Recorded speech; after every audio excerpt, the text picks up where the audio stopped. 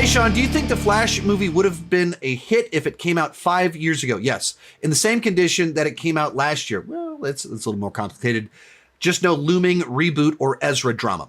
So there's so many things that went wrong with the Flash, where you had a project that was in development for 20 years.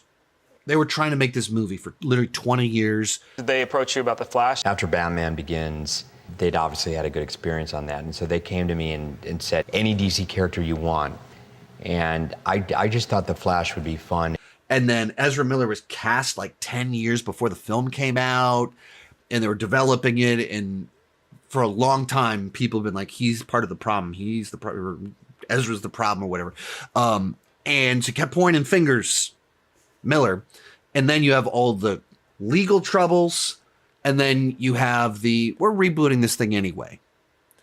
And you put all that together, and it's kind of a perfect storm for a flop. You had a universe that had been running out of gas for 4 years. 4 years of it petering out, coming to a stop. And then the movie comes out after they've announced the reboot. With all the legal trouble, WB not owning up or like doing any meaningful PR to address it. So, of course, it's dead on arrival. And the movie itself, a lot of people really didn't like it. There were people all over the board on it. I really liked the film, and I stand by that. There was the emotional hooks worked for me, the humor landed, and the nostalgia bait worked for me. Other people hated it. A lot of people were like, I mean, it was good. It was like a 6.5, 7 out of 10. It's fine, but there's a lot of issues. It's all over the place. So let's put that movie 5 years ago in 2019, pre-COVID, following up Aquaman.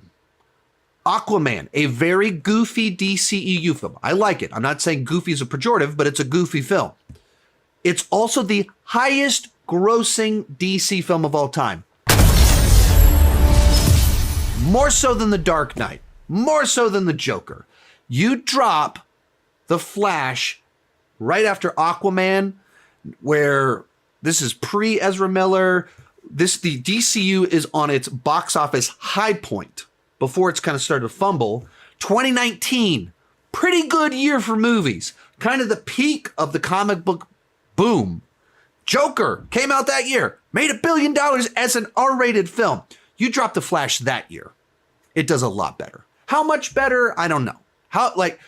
And you drop it before people are more tired, or like kind of have a little bit of that superhero fatigue or mediocre superhero film fatigue, because people still love good superhero movies, but they're tired of the mediocre ones. So all of a sudden you drop Flash in that window of time where they're not burned out on the novelty of superhero movies, does a lot better. I think absolutely.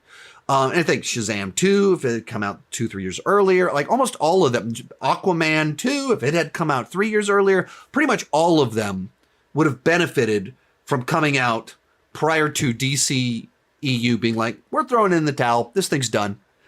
And you just have enough flop after flop after flop that you get to 2023 and they're just all dead on arrival. But DC, like there was this dwindling box office for their films. So if you go before the dwindle, then you're at the top of the hill, as opposed to The Flash, which was at the bottom of the hill.